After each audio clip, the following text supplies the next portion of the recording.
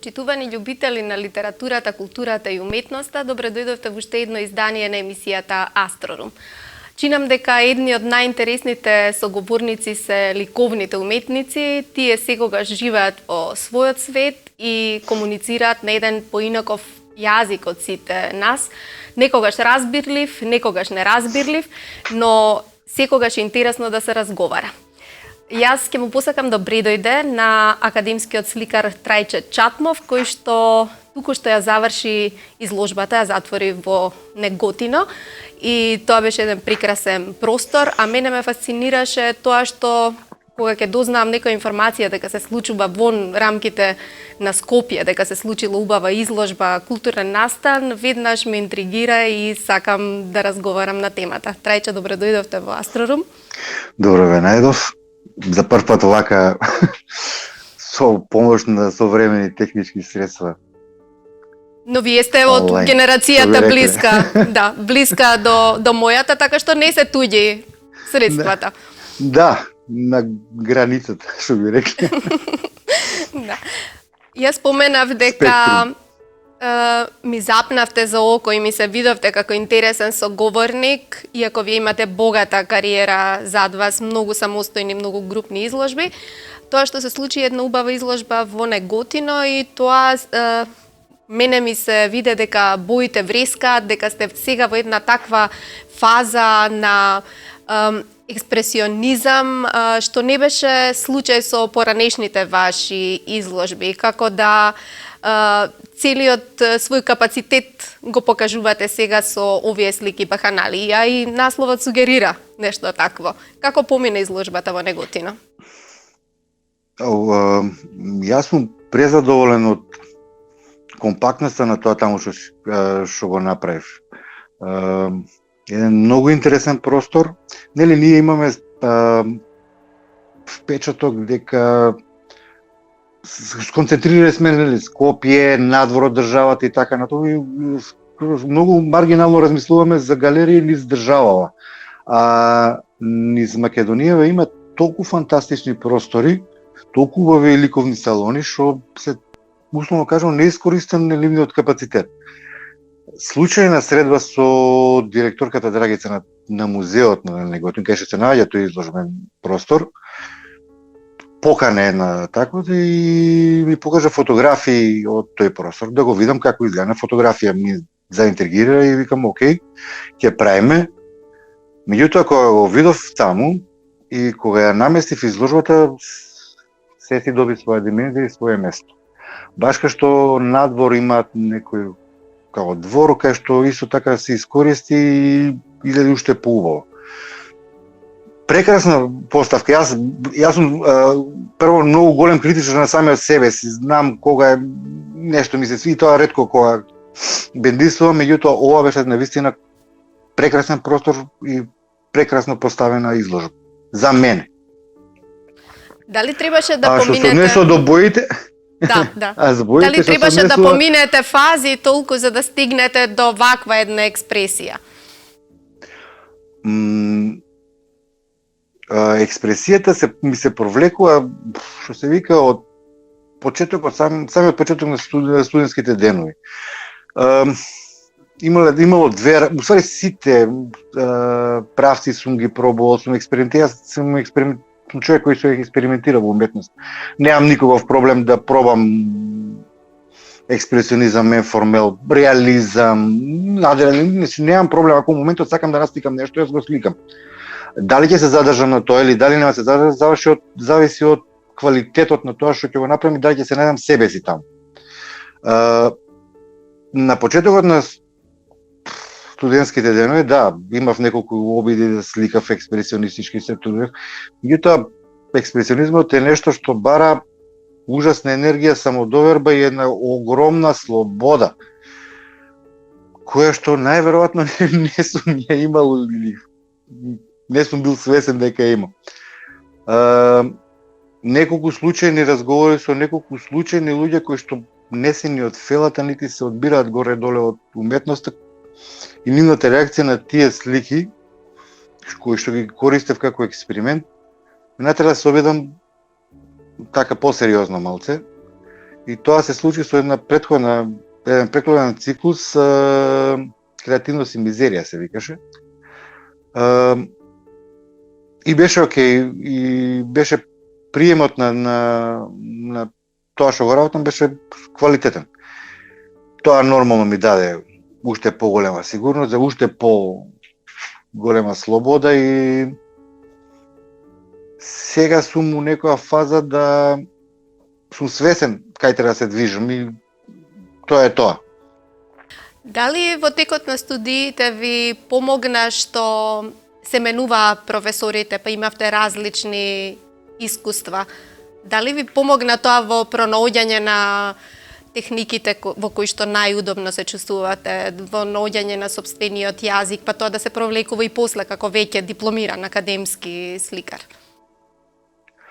Од оваа дистанца на времето, знаеш, сум пресреќен што имав можност да ми бидат сите тие големи уметници да ми бидат професори. Додека студиравме, да, нели, кои студенти кога ти се менјаваат професори, па треба да се прилагодиш на неговиот карактер, он на твојот е проблематично. Меѓутоа, оваа дистанца која можам да кажам дека имав можност да ги запознам скоро сите големи кои уметници кои што во тоа време работеа на факултетот за ликовни уметности, и скоро за сите да имам некоја анекдота што е поврзана со мене или така нешто. Доволно со тие луѓе и по 2 збора да ги размениш или да ти кажат добар ден и да бидеш продуховен, што би се рекол. Тешко ли е да ги имате пред себе или зад себе имињата како Мазев, како Сергеј Андреевски, како Чемерски, она што мене, вашите платна денешни ми будат некакви асоциации? Дали не размислувавте, имавте ли храброст да влезете, да речеме, во истиот домен на работа, на изразување? Има ли доволно простор за сите уметници за да бидат препознаени како уникатни?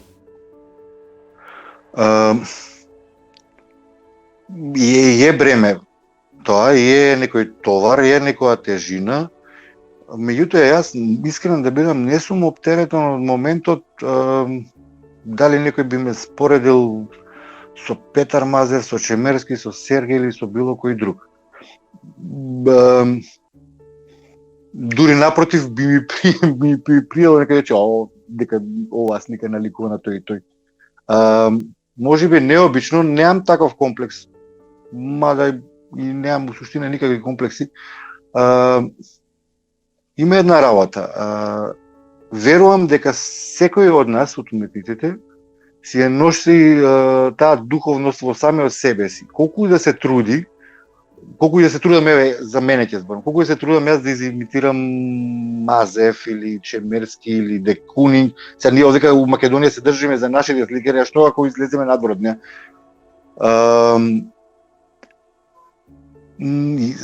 Како и да јас во тоа слика ќе вметнам дел од својата душа, таа ќе биде поинаква од душата на Мазев, поинаква од душата, и тоа сакал или не сакал ќе излезе на површина и тој некој што вистински ја гледа, освен нели злонамерник некој кој што би го кажал тоа што би го кажал чисто како провокација, некао нешто сериозно. Литно, сигурно и комотно се чувствувате во вашето творештво. За да се дојде до таа комоција, веројатно треба да се провери човек и дома и надвор. Вие имавте таа можност. Не знам дали сметате дека сте имале доволно простор за покажување на она што го творите, или не, но сепак доволно искуство.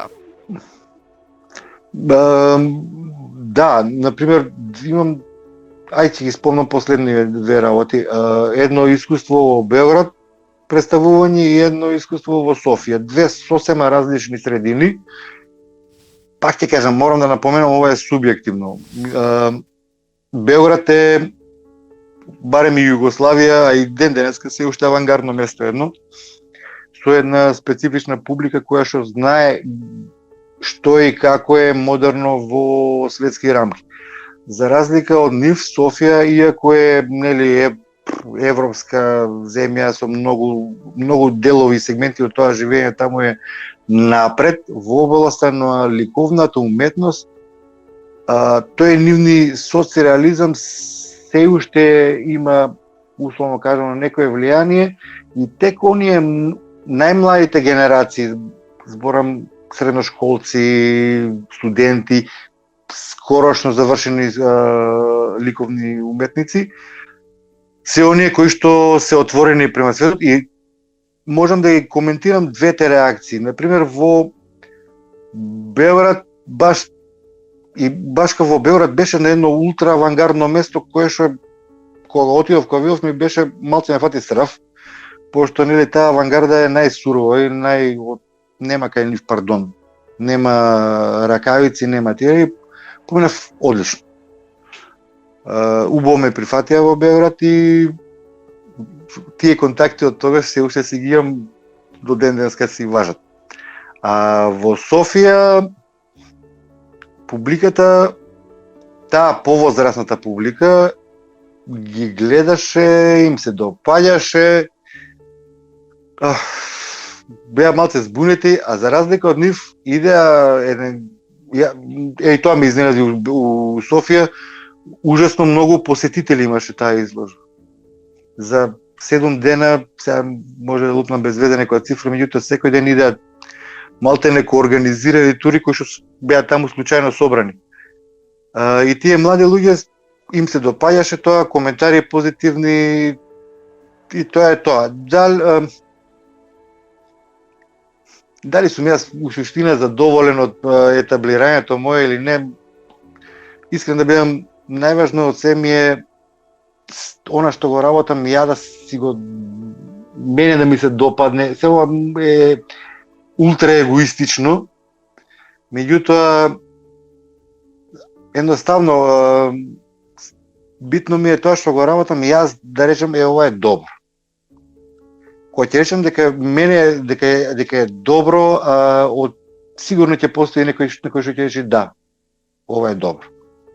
Доволно е еден да се согласи со мене.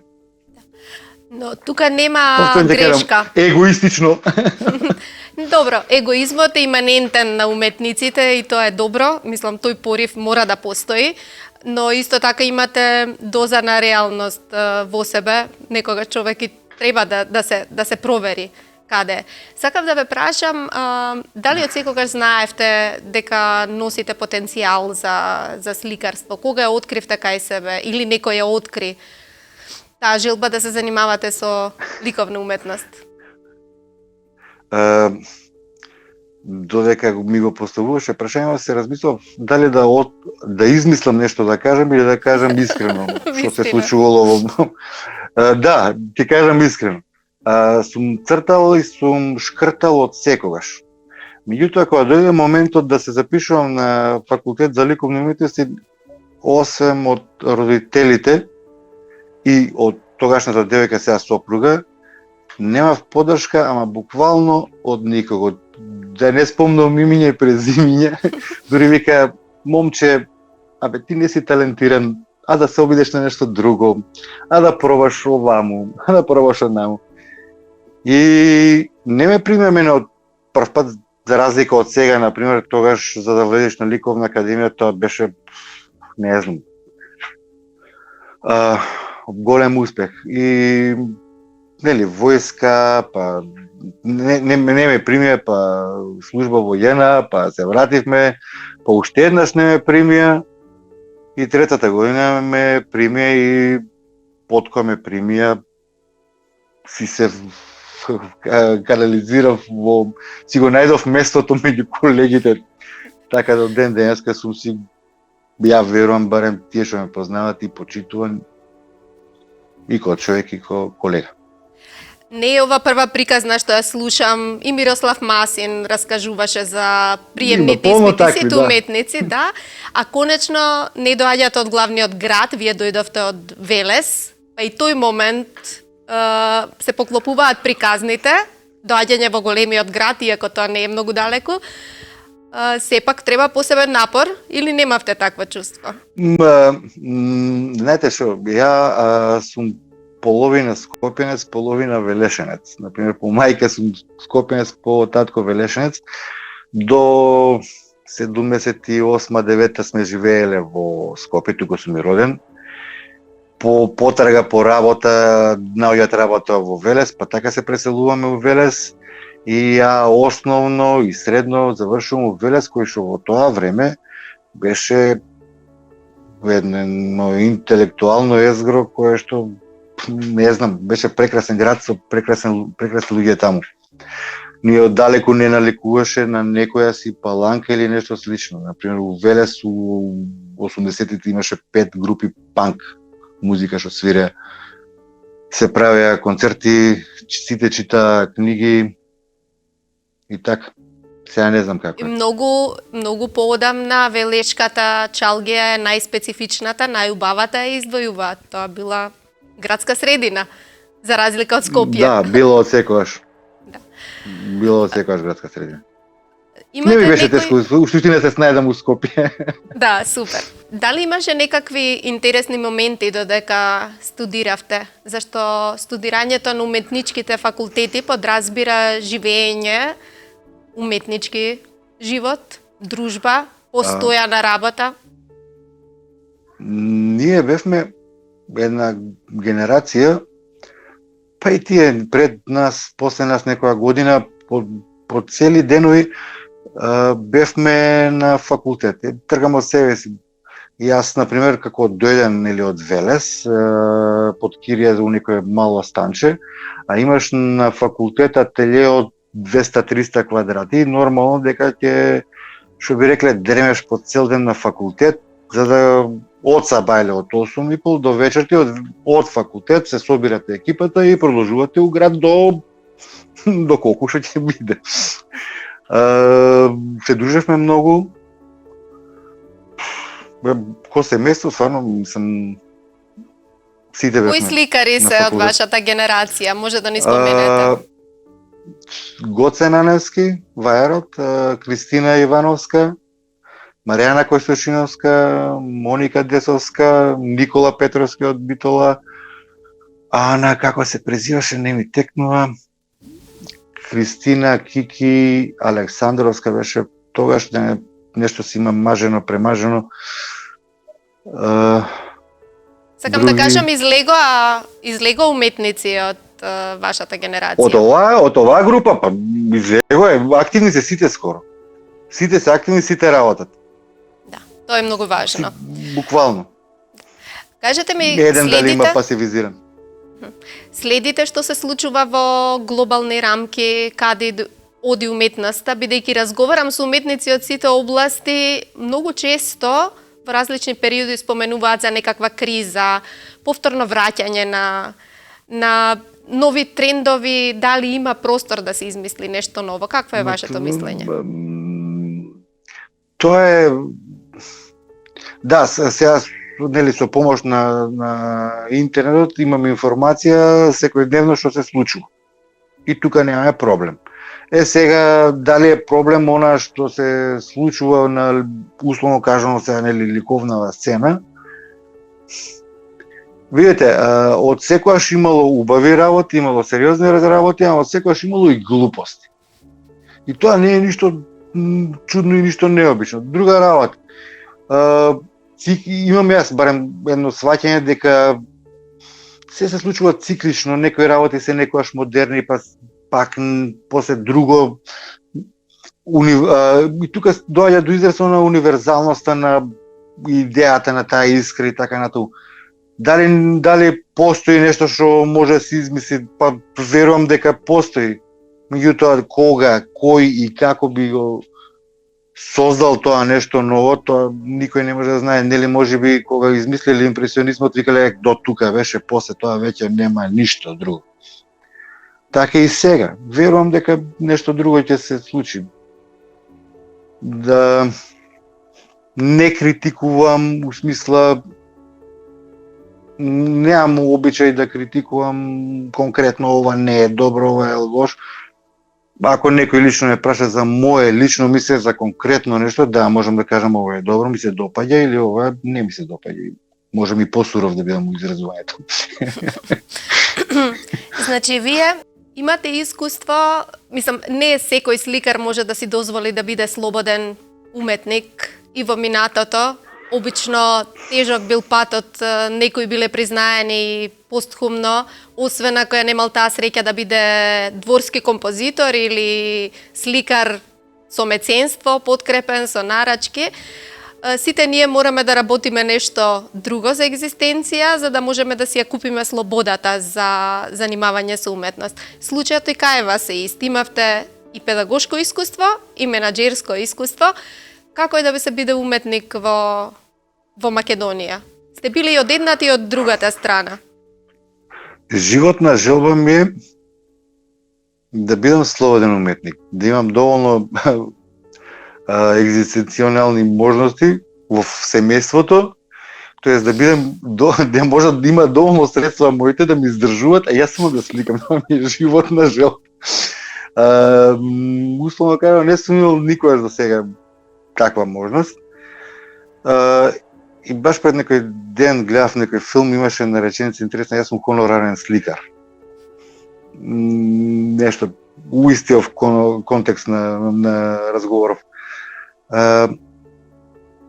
Знаете што, кога нели после работата која што работиш, која е сосема спротивна од тоа што од уметноста, дојаш дома, нели семејство, меѓутоа има еден момент навечер, обично навечер исто работам, се затвораш на местото кај што сликаш, ставаш музика, се исклучуваш комплетно, се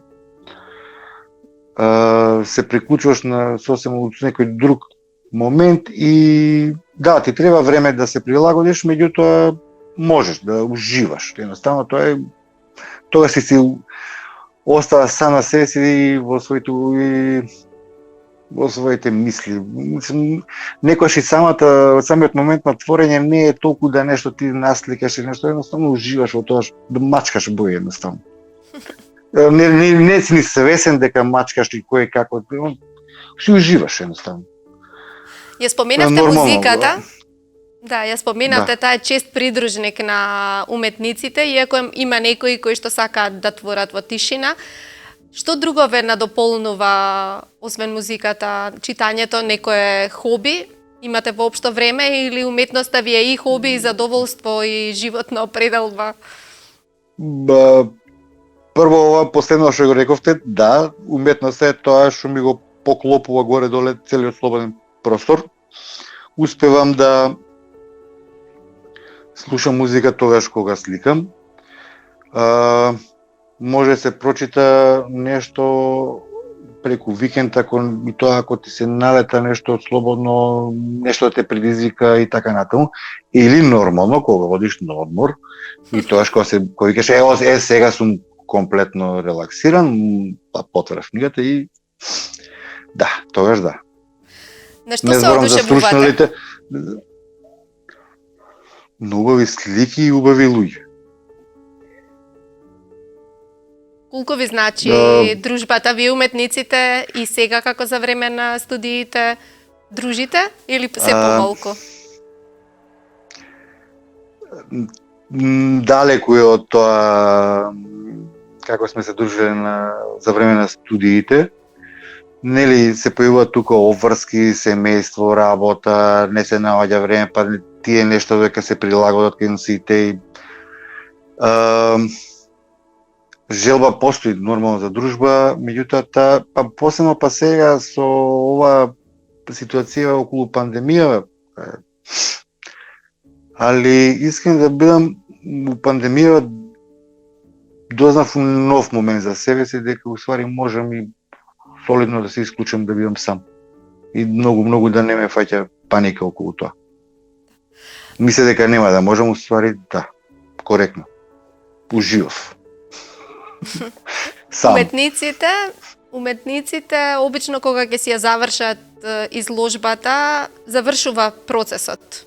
Нивниот дел од работата е завршен, тука е публиката да ужива, да цени критиката и така натаму. Дали создавате после оваа изложба веќе нешто ново, ве однесели во некој нов правец или сте се уште на истата линија? Се уште сум на истата линија, иако цело време се трудам да експериментирам, а сликам иначе секој ден. Се обидувам секој ден да сликам, без пауза подолга од ден-два преку сила. Не дека правам нешто секој ден, нешто спектакуларно или нешто квалитетно, али едноставно се обидувам да бидам у кондиција. Знаете, за да поминете од едно во друго нешто, треба да едноставно да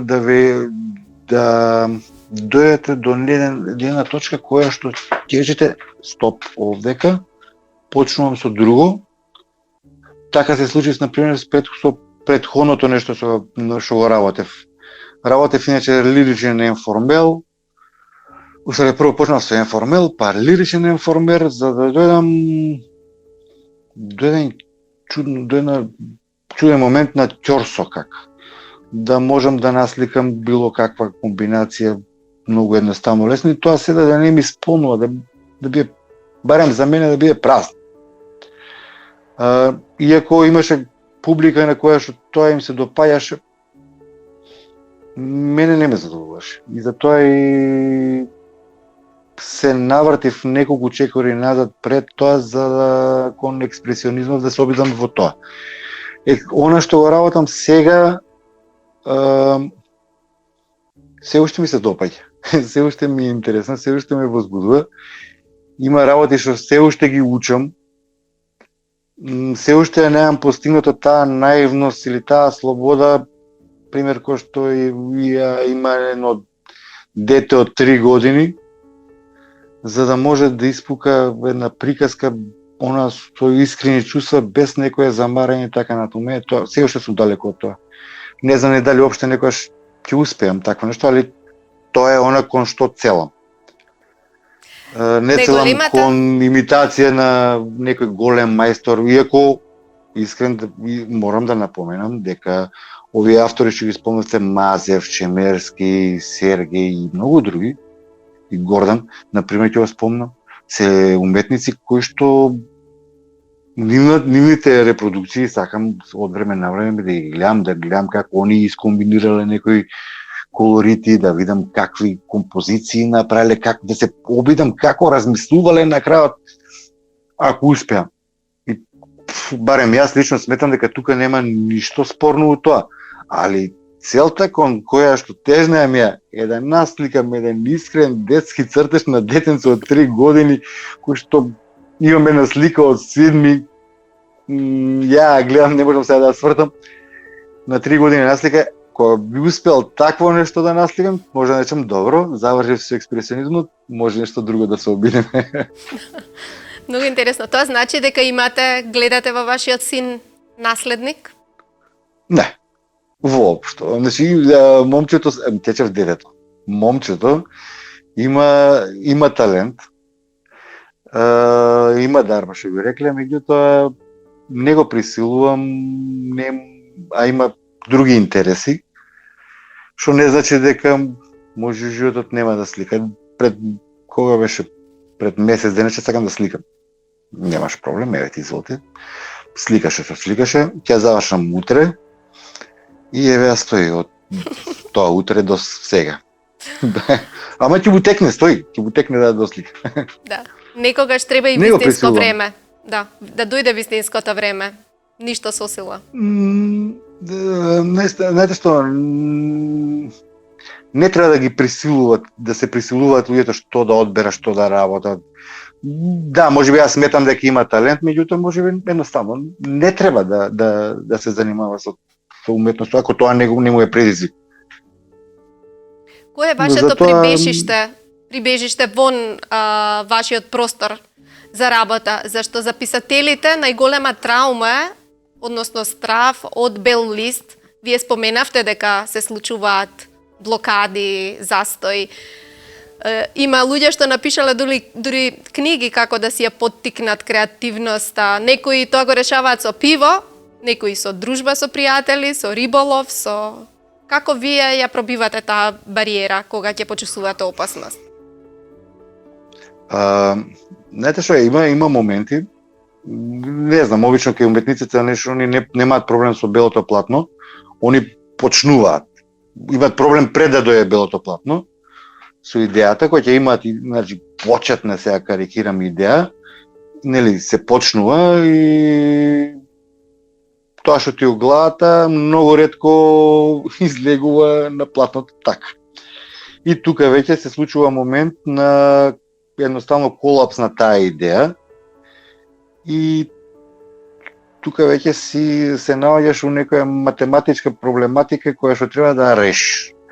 И затоа многу често знам да речам добра слика се слика за 40-50 минути.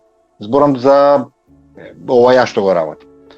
Ако успеам да ја поставам за 50 минути, тоа е добра слика. Ако тука заглавам, тука веќе почнам да ги вадам оние научени работи од факултет, да го вадам занаетот и да пробувам да измакнам максимум од тоа платно што е поставено, а понекогаш се случувало и цела платно да биде премачкано и да се направи нова слика. Да се почне од почеток. Пивото, да, знаете, обично јас го избегнав тој момент да го спомнам, меѓутоа обично сакам додека сликам да имам чашка вино, чаша пиво. Меѓутоа има една работа, у никој случај барем јас не сум можел во нетрезвена состојба да насликам слика. Мора да си има максимална концентрација. Нема алиби за лоша уметност, да.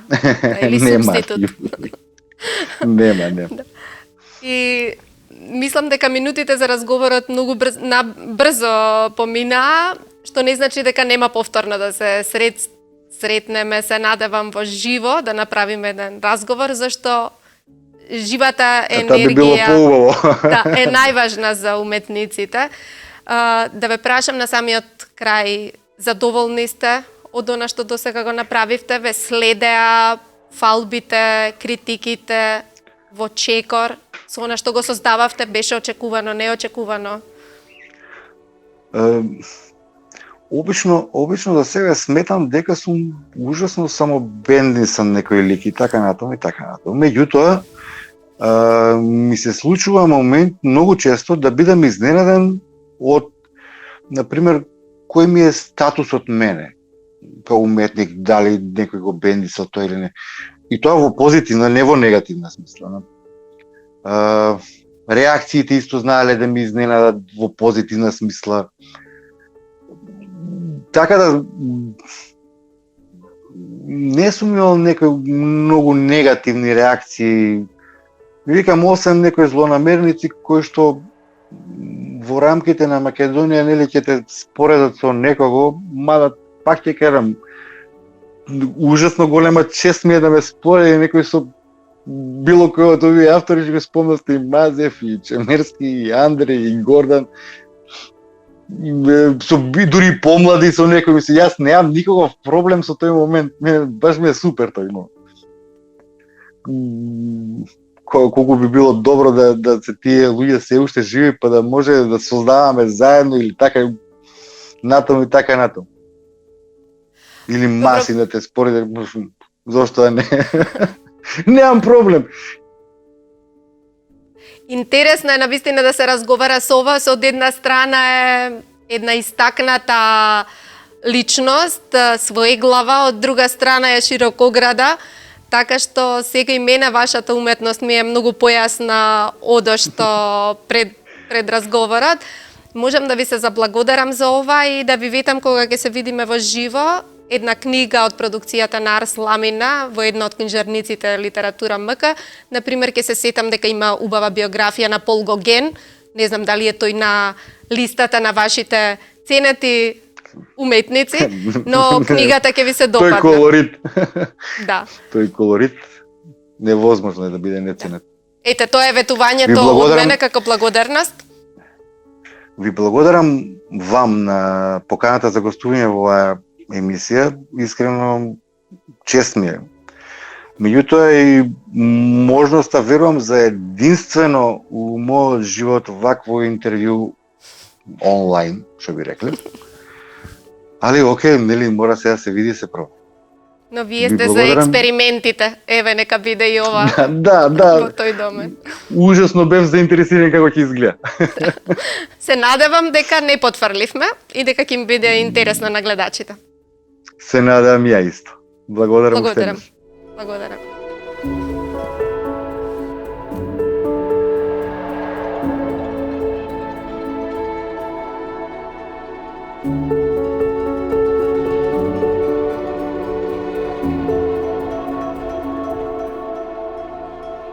Thank you.